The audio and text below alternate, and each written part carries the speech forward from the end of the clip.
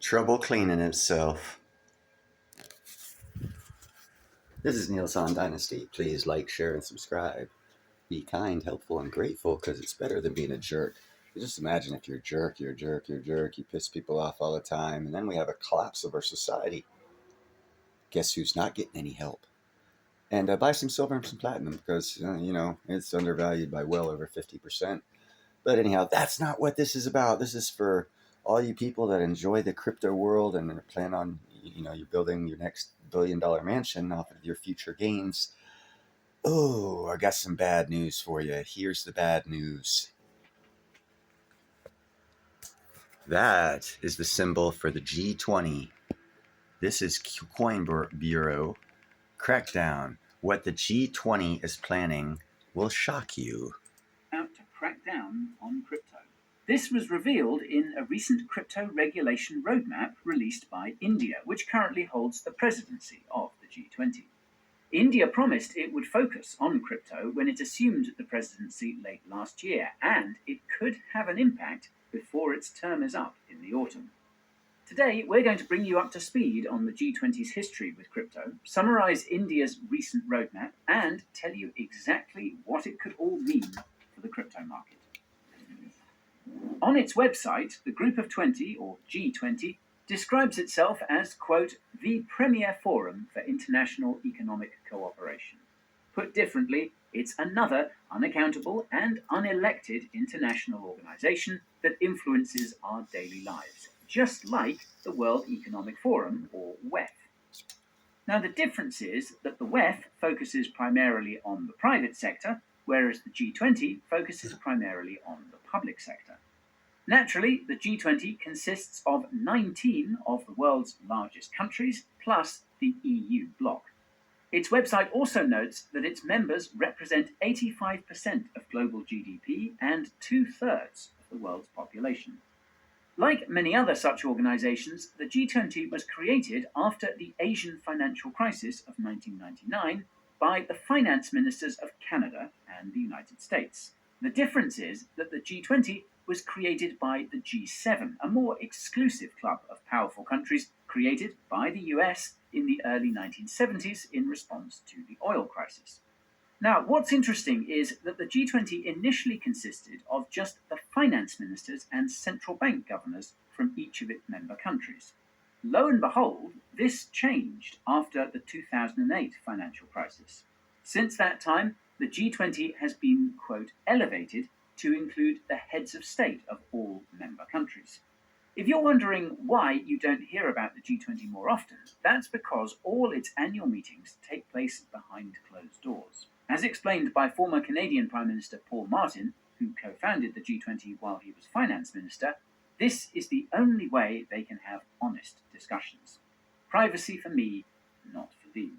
Anyways, unlike most other unaccountable and unelected international organizations, the G20 isn't run by a group of powerful people in permanent positions, per se.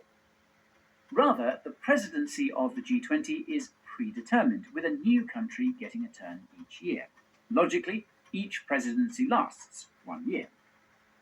Obviously, passing on the hot potato of the G20 presidency is easier said than done, which is why the presidency is supported by the Troika. Now, the Troika consists of countries from the previous presidency, the current presidency, and the next presidency. They therefore help each other ensure a smooth transition. Bricks and bricks. Hold on a second. Hold on a second. What he just said was that's the presidency that just is stepping down. These guys will be the president, and then these guys will be the presidents next year. So India, one of the big countries of BRICS, is against crypto and in control of the G20. Next year, it's going to be Brazil. Brazil is part of the BRICS nations and will fall in suit with India. So it doesn't look good for crypto over the next couple of years. Next presidency be on a particular policy, then chances are it'll face significant hurdles to implementation. Now, this ties in to the G20's attitudes towards crypto. Not surprisingly, each G20 country has its own opinions about different topics, and crypto is no exception. Consider that there was apparently no hostility towards the crypto industry in 2017 when Germany held the G20 presidency. That's not surprising, considering that Germany is considered to be crypto-friendly compared with many of its peers. Any crypto you hodl there, for example, for more than a year, can be sold tax-free, and German pension funds were famously permitted to start holding crypto back in 2021. Not surprisingly, however, the G20 became hostile towards the crypto industry in 2018.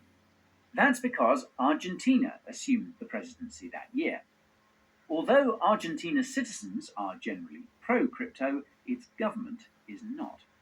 This is presumably due to the influence of US-affiliated organizations like the IMF. More about that in the description. I digress. Of course, 2018 was also when crypto entered its previous bear market, which likely contributed to the G20's hostility towards the industry.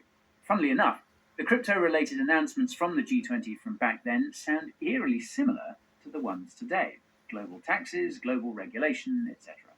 You'll understand why this time could be different in just a moment. Now, in 2019, the G20's hostility towards the crypto industry suddenly disappeared once again.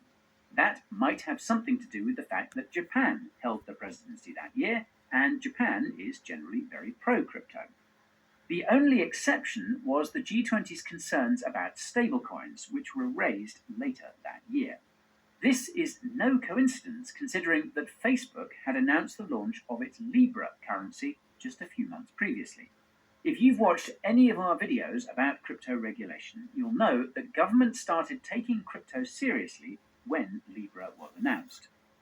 Libra died last January. The developers who worked on Libra have since launched their own crypto. Now, if you watched our recent video about the global crypto regulations that are coming, you'll know that India has played a key role in pushing them as part of its G20 presidency. What you may not know is that India specifically stated that it would focus on creating global crypto regulations when it assumed its post.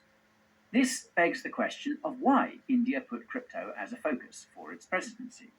From our perspective, the answer seems to be because of geopolitical reasons. It appears that the US and India have been trying to strengthen their ties recently. Given that the US is arguably anti-crypto, India might be trying to appease its powerful ally. When researching this video, however, we found another possible answer.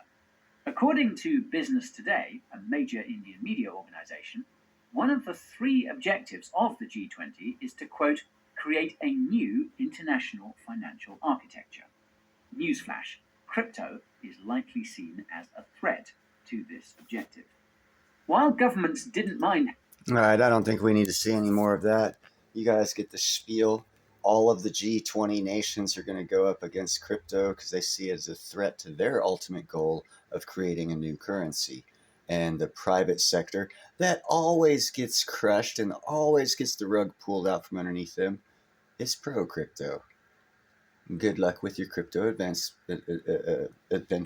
Put them in your private wallets, stick them up in the closet.